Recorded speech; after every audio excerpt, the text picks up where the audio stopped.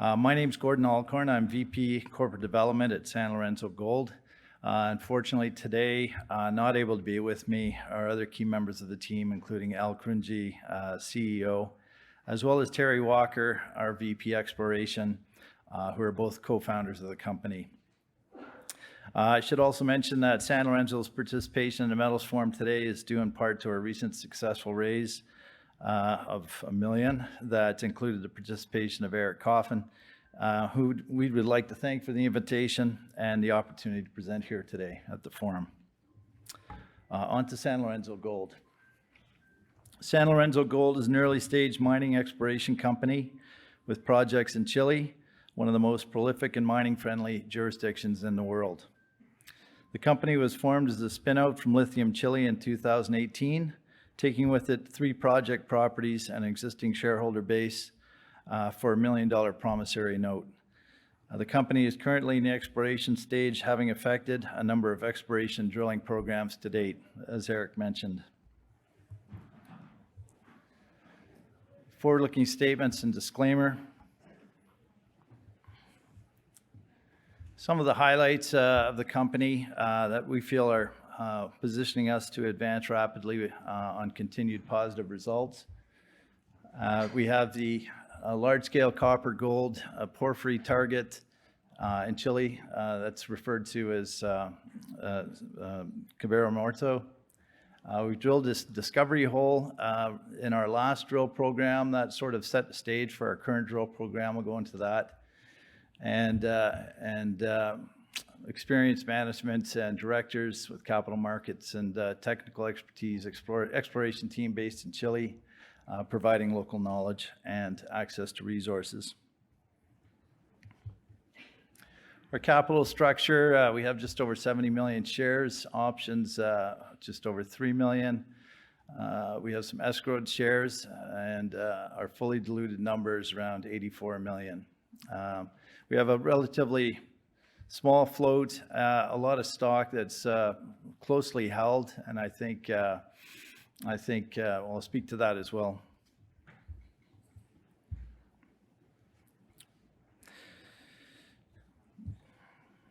The company holds 3 project properties in Chile consisting of Salvadora, Nancagua, and Punta Alta. This slide outlines the attributes of all 3 properties to a degree. Nancagua and Punta Alta are our secondary focus properties. Nancagua, with the 1,200 hectares, is a high-grade epithermal gold-silver property. And Punta Alta, this of course extends down throughout Chile, 2,000 hectares, more in southern Copiapó, in the iron oxide copper-gold coastal region.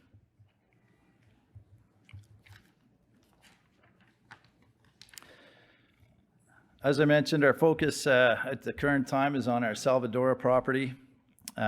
This is the Salvadora property is located in the region 3 of Chile and consists of over 9,000 continuous hectares. It's 100% owned with no NSRs or other obligations. It is accessible year-round with good infrastructure and a low-impact uninhabited area.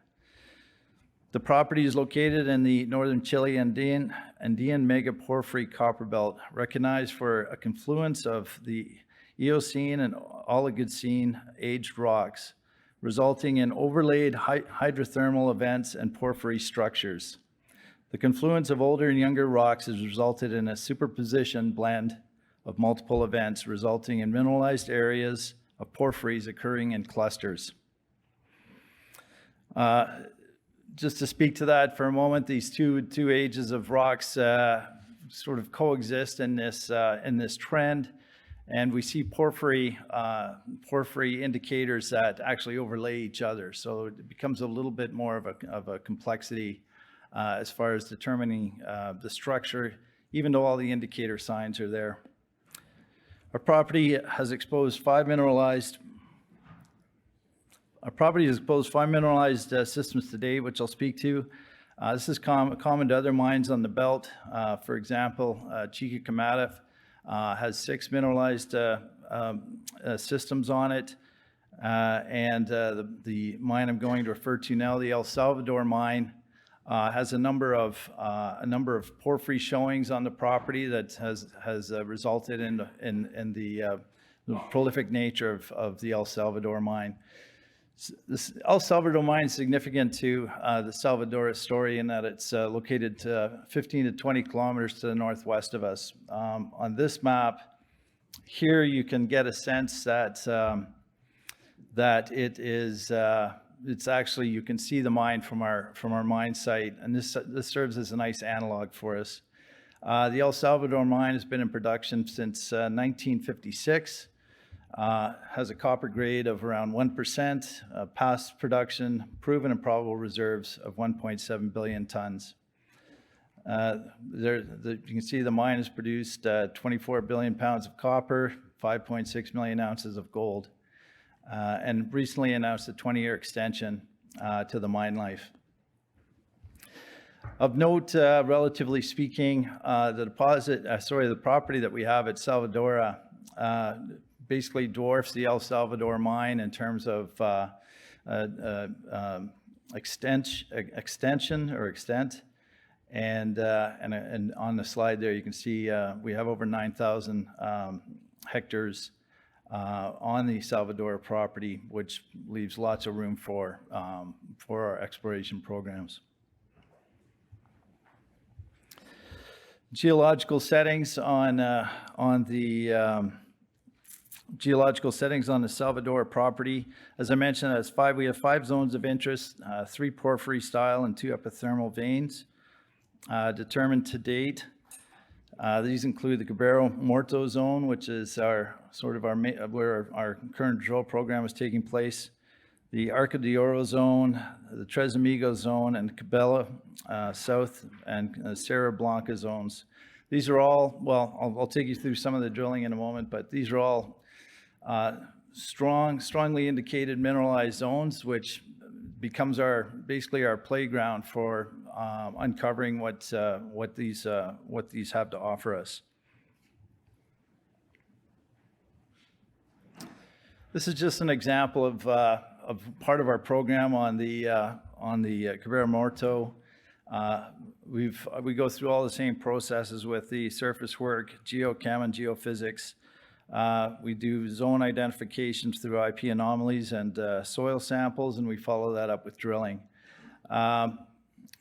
This was shot over Cabrera Morto, and it shows the highs and lows on the IP resistivity and chargeability. So again, the indications on the property are quite telling. This is a Google Earth image showing the areas that we've actually drilled to date. On San Lorenzo, on this property, we've undertaken 4 phases of drilling so far. As Eric mentioned, all of our drilling has shown mineralization.